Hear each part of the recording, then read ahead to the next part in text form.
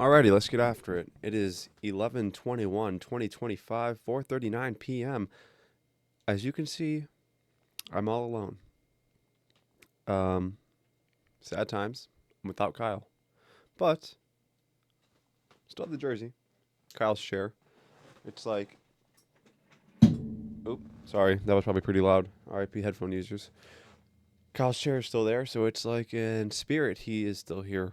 Um Honestly I should have had a beer in memory of him. Pour one out. But anyways, let's get through this one. I got a dinner to get to. Steak dinner. So, let's get it moving. Rolling on. Let's just start with TNF. TNF was low-key fart fuel. Just going to say. It wasn't that great. Sorry. Give me 1 second. 1 second. Obviously, the last second, it was like it came down to the wire. The Bills lose. Their run defense is abysmal, like really, really bad. And yeah, I don't know. They got to figure that part out. Almost like just rolling into the Bears. The Bears' run defense is really, really bad. And honestly, it's going to get worse because of the fact that all three of our starting linebackers are out for this Sunday's game. We have no TJ Edwards, no Tremaine Edmonds, and no Noah Sewell. So, it's not great. It's not looking good for us. The last thing I saw, let me see. I don't believe I have seen any update on Aaron Rodgers. Mostly just because I haven't looked, and that is my fault. Because a bad podcast or a bad news outlet, I should say, is questionable. Okay. So we'll see. And I'm just saying. Yeah, all it says is that it's questionable. It's going to be really, really bad if a one-handed Aaron Rodgers beats us. It's not going to look great.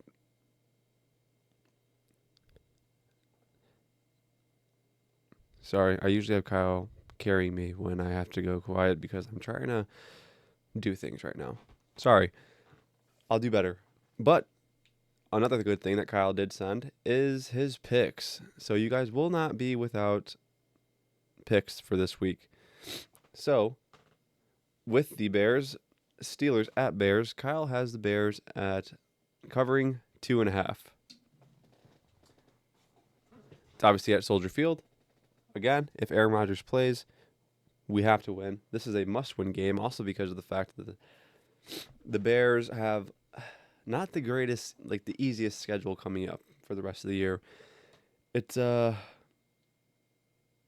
going to be good. Obviously, after this week, it's just, so we did Steelers this Sunday, and then Black Friday we're taking on the Eagles, and I believe that's in Philly. So it's not going to be great. It's not going to be good at all. It's going to be really, really bad. I have a feeling the Eagles are going to clap our cheeks. Honestly, with this run game, if we don't stop Jalen Warren, he probably claps our cheeks too. So, not very excited. Again, this is a must-win. This is a cushion game. 8 wins. If we could squeak out 9 wins, say we beat the Steelers and beat the Browns, which is very, very doable, I would say 9 wins would be huge. I think a lot of people would be happy with that. That would certainly be at the number that I had expected and honestly hoped for going into this year. Granted, I would love playoffs. I think anyone would. Even if we get bounced first round. If first year Ben Johnson comes in, him and Caleb Williams figure it out, they get into the playoffs right away. Again, even if it's like a wild card and we get bounced in the wild card, don't care. We still made it. We were still in the dance. Rolling on to the next one. Let's see. Wait a second. So, we have the Lions at Giants. I honestly haven't heard any updates. Again, Kyle's usually pretty good about this. If Jackson Dart is playing or not, I don't believe so. I do not believe so. Let me find out. Let's just look this up. You guys are going to learn with me. Nope, Jackson Dart is out again for this game, so Jameis Winston will be starting for the second week in a row. Not great. They're playing the Lions. It's in New Jersey. I was going to say New York, but they don't even play in New York. They're frauds. The only New York team is the Bills. Anyways, Kyle has the Lions covering a 10.5-point spread. Do what you want with that information. I don't know. I don't know about that. They're all professionals. I can definitely see this being a one-score game, definitely. I would say they'd keep it in one touchdown. It would be like a 35-28 game. I could actually see it being a lot closer than most people expect. But I definitely can understand why Kyle thinks it could definitely be a blowout. The next one he has, massive, massive game. This is a huge, huge game. We got one team that's arguably the best in the league. We got the other team that used to be seen as the best in the league. That used to be seen as unstoppable. We got the Indianapolis Colts going to Kansas City and taking out the Chiefs. The Chiefs, who are in absolute desperation mode for a win. They need a win more than anyone right now to save their season. They're sitting at 500. It's not great. People are saying it's a dynasty over. I don't know. I wouldn't say so. I would say it could be a down year, but I could also say that, granted, regression is obviously a thing. It obviously is. Happens to everyone. No one can beat Father Time. But with that being said, the Chiefs still have a really good defense. I don't understand what's going on with the offense. That they're not obviously clicking like they usually are. I mean, we've seen this team is no longer dominant. I don't feel this team that's really one that anyone is really scared of. And I know if Kyle were here, he would absolutely disagree. But he needs to understand. But what I mean by that is there is a difference between respect and fright. So no one's actually scared of the Chiefs anymore, but they still respect the fact that they have one of the greatest head coaches of all time. They have one of the best defenses in the league. A good defense. And they still have Patrick Mahomes in the backfield. That's obviously a problem, no matter who, no matter what the situation is. With those three things, you have to respect it. Moving on, though, we got the Patriots in Cincinnati taking on the Bengals. Kyle had the Colts covering a 3.5-point spread. And then the Patriots at the Bengals. He has the Patriots covering a 5.5-point spread. It's honestly kind of crazy how close that line is. That's a little odd to me. I mean, the Bengals are... their defense can't stop a nosebleed, and Drake May looks absolutely unstoppable right now. That's actually really weird. Dude, honestly, give me the Bengals in this game. That's my spin zone of the week. God, that really makes no sense. How is that a 5.5-point spread? That's insane, dude. I feel like that should be like a Lions Giants type spread, 10.5. That's insane. That's weird. That's really, really weird. I know Kyle would be freaking out right now, dude. He's like, "That's what I'm talking about. This is sports books. They know something." I'd be with him. Seahawks at Titans. Yeah, that's insane. That is a massive spread. So Kyle has the Titans covering a 13.5-point spread. And honestly, I agree with that. I ride with that. They're all professionals. Granted, mega ass. They are not good. They are abysmal. But any given Sunday, I'm not saying that they're going to beat the Seahawks, but because especially since the Seahawks come off this heartbreaking loss, Sam Darnold does not look good this last week. He throws 4 picks. So he's going to want to bounce back. He's going to want to clean it up. People are already, they're immediately talking smoke on the guy. He's not happy. He's not having it. So what he's going to do, he's going to shut the naysayers up. That's what he's going to do. But I definitely do agree. I think the Titans keep it within 2 touchdowns. I could see this being a 10-point loss, absolutely, but not a 2-touchdown loss. We have the Jets at Ravens. Okay, so this one I do agree with. So the Ravens are getting super hot. looking like super hot fire. Um, their defense is heating up. People were talking smoke. We were talking smoke on them. Me and my absent co-host here, we were talking smoke. I'm saying how they were garbage. They were cheeks, buns, farting, ass. You name it. They were just not good. But they've been kind of cleaning it up, and there's a lot of talent there. And we always said if they can clean it up, they'd be one of the top defenses in the league. And it looks like they're definitely trending towards that way. I'm not saying they are or they're even close, but they are trending in that direction. So, with that being said, he has the Ravens covering a 13.5-point spread against the Jets, and this is in Baltimore. Tyrod Taylor starting QB for the Jets this week. Don't forget that. I'll ride with Kyle on that one. Vikings at Packers. Huge division game. Huge. Huge. He has the Vikings covering a 6.5-point spread, and I absolutely think that the Vikings can actually maybe win this game. Granted, no Josh Jacobs. Jordan Love doesn't look great. Do we actually see the real 9?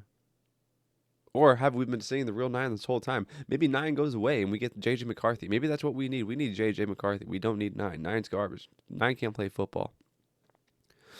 We'll see. Granted, this is a massive division game. Vikings are trying to stay in this. They're trying to get a dub to keep their season alive. And the Packers are trying to reclaim that number 1 spot in the division, who is currently held by the Chicago Bears. We'll see what they can do. I'll ride with Kyle, though, and Vikings covering 6.5-point spread. We got the Jags going to Arizona, taking on the Cardinals.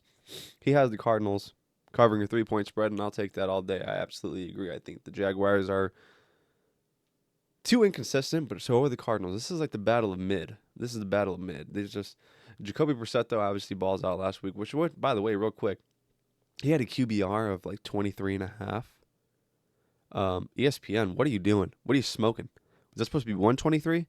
I mean, what are we talking about? The guy throws for like 480 yards on like 47 completion. What are we talking about here? Granted, he had the 2 picks, but he had the 2 tutties. Like, this guy was slinging it all over the field. I don't know. Clown show. If that was the Kindizer, game log, if that was us doing that, I promise you, he would have been rated a lot higher than that. I don't know. Maybe it was a typo. I hope it was. I hope it was some sort of mix-up. But either way, I do think the Cardinals take this game, and I do agree that I'll take the Cardinals at 3. Browns at Raiders. Oh God, this isn't even the battle of mid. This is the battle of ass. Granted, this is Shador Sanders starting this game, so I actually hope Shador does get a win. I hope he looks good. And guys, there's no better team to do it than the Raiders. The Raiders are not good, not good at all. And honestly, I could see this being a very low-scoring game. Honestly, hammer the under in this game, whatever it is. But he has the Browns covering a 3.5-point spread, and I think that is fair. I think the Browns win this game. I do.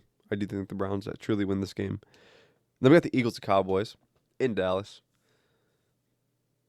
I wish I didn't use my spin zone already, because I would definitely take the Cowboys to win this game. I do think for some reason that Dallas is like very capable of winning this game. I don't think the Eagles look like world beaters at all.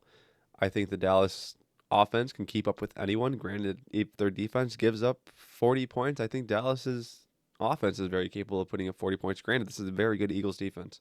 I know it is, but I do think they're capable of doing so.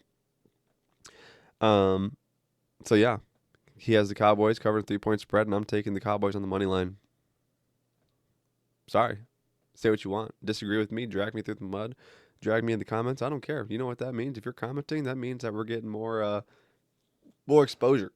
We're getting more interaction, and I'm here for it. Falcons at Saints. No Michael Penix. Done for the year. Unfortunate. Another knee injury. I think it's been the last 8 seasons. He's since college and high school, he hasn't played a full year because of a knee injury. Hate to see that. He has the Saints covering a 2.5-point spread. I could definitely see the Falcons winning this game. I mean, I think the Falcons win this game. I think Kirk Cousins does his thing. Bucks at Rams. He has the Bucks covering 6.5-point spread. Dude, this is a tough game. The Bucks have not had a very easy going past few weeks, dude. This is tough. This is very tough. I'm gonna take the Bucks just for the fact that Baker Mayfield plays for the Tampa Bay Buccaneers, and I think he can get it done. But honestly, I'm not confident in that because Matthew Stafford looks like the MVP right now. Puka Nacua is unstoppable. Devontae Adams is unstoppable in the red zone. I do think the Bucks cover the spread, but I don't know that they win. I would like for them to win. I'm going to take them on the money line, but I don't like that. I'm not confident. Don't tail me on that. If you do, though, you're a real one. And then to cap it off on his picks list, we have the Panthers at 49ers. He has the 49ers covering a 7-point spread, and I absolutely think that is possible. The Panthers are another thing. They're just in the same boat as the Jacksonville Jaguars. They're too inconsistent. They are just like, it's like which version of them is going to show up, you know? Brock Purdy comes back last week, and he looks scorching hot. He looks good. Granted, he didn't have like impressive numbers, but he looks good. He looked pretty solid for coming back off not playing like 8 weeks or whatever it was. And I think he just builds off of that. So, with that being said, I ride with Kyle covering that 7-point spread. Give me the Niners on that. Unfortunately, this is going to be a very short and sweet episode. Honestly, this is going to be like just like basically a picks episode. I just wanted to throw that on there because I know. Let me just see real quick. I wanted to see. Jalen Johnson is questionable. Kyler Gordon questionable. That's huge. But yeah, I just wanted to throw Kyle's picks on there. I didn't want to leave him hanging. So, guys, again, sorry for the short episode, but I do have to run. That is my fault. Oh, also, real quick, what I wanted to say, too. Shout out to anyone who's seen, the Blackhawks fans, people who care about hockey. The Blackhawks are bringing back the black jerseys, and I actually think they're kind of fire. The only thing I really, really hate, and this is more aimed towards you, Joe Bob, because I know you'll relate to this more than anyone, I'm sure. The Fanatics logo on the back, how massive, and just it's basically like on that where like the MLB logo's at. There's a Fanatics logo, and it looks atrocious. I hate that. It's just so massive and unnecessary. It just seems stupid, and I hate it. I hate it. But anyways, thank you guys for listening. See you on the next one. Don't forget to follow, like, comment, subscribe, share. Follow on TikTok, Instagram, and X. I'll see you guys on the next one. Hurry back, Kyle. I'll miss you.